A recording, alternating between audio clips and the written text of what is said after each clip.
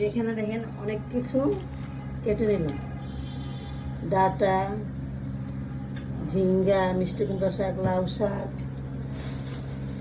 তারপরে এখানে ছোট আলু সিলকা সহকারে ছোট ছোট করে কেটে নিয়েছি,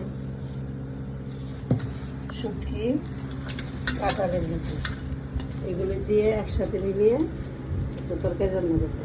আপনারা কি এভাবে রান্না করেন? আমার সাথেই থাকেন, বাকিটা আবার দেখাচ্ছি। এই তরকারিটা কিন্তু আমি তেল ছাড়া রান্না করতেছি।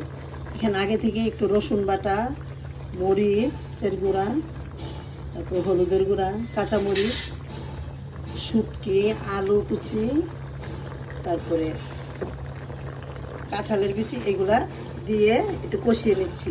এগুলো একটু সিদ্ধ হোক, তারপর আমার কষানোটা হয়ে যাচ্ছে। এই যে এগুলা সবজিগুলো দিয়ে দিই,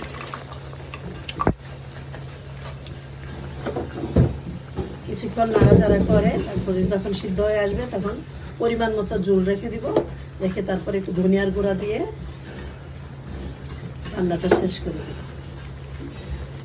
রান্নাটা কিন্তু আমার হয়ে গেছে।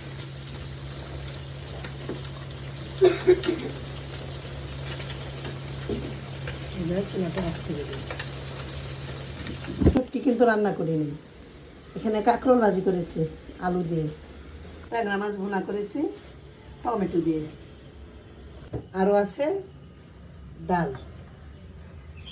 যা ছাড়া আমাদের চলেই না।